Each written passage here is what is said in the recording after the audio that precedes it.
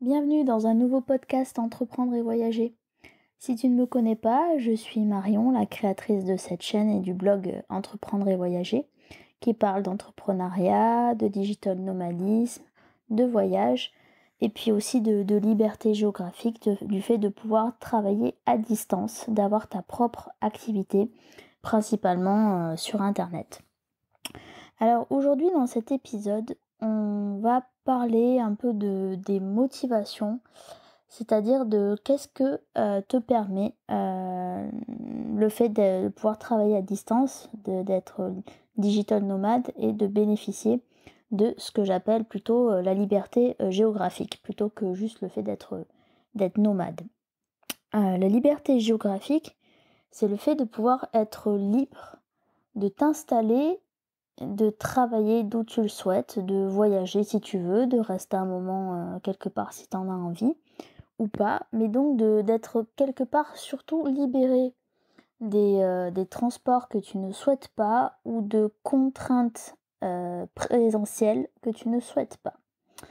Alors moi je vais te dire ce que le fait de travailler 100% à distance en tant que freelance depuis 2 ans et demi maintenant m'a permis de réaliser et aussi de faire et d'être.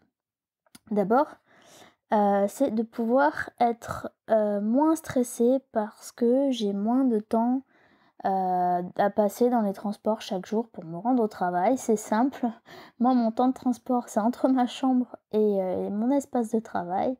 Donc voilà, ça c'est beaucoup plus cool, ça permet de gagner du temps, on est moins à cran, je suis beaucoup moins stressée qu'auparavant.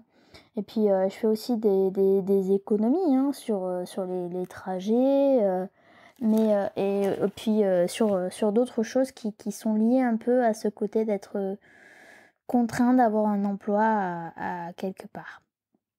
Ensuite, le deuxième point, c'est le fait que concrètement, en étant libre géographiquement parlant, je peux m'installer où je veux. Et là, alors c'est à la fois sympathique et compliqué, mais dans le fait de s'installer où on le souhaite, eh bien, on peut tirer différents avantages. Par exemple, si on préfère la mer, la montagne, la campagne, je sais pas moi, la ville, et qu'il n'y a pas forcément ton activité à cet endroit-là précis.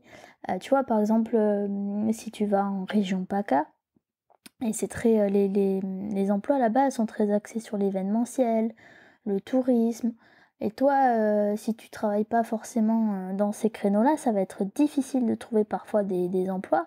Mais par contre, si tu as ta propre activité, que tu es indépendant et que tu aimes cette région, PACA par exemple, bah, tu peux très bien t'installer là sans être lié à un emploi qui est là-bas ou qui n'est pas. Et j'aurai l'occasion d'en reparler. Ensuite, un autre avantage que m'a permis de faire grâce à la liberté géographique, c'est de pouvoir mieux équilibrer mon temps entre mes projets personnels, ma santé et ma vie professionnelle. C'est-à-dire que aujourd'hui, un dimanche, un mercredi, un samedi, un lundi, c'est la même chose. C'est-à-dire que si je décide que moi, je me repose le mercredi, je me reposerai le mercredi, mais par contre, je vais bosser le dimanche. Il n'y a plus de règles comme ça, de semaines, de jours fixes. Donc vraiment, je peux optimiser mon temps. Si par exemple j'ai fini mon travail en avance, je vais pouvoir profiter de ma famille beaucoup plus en pleine semaine.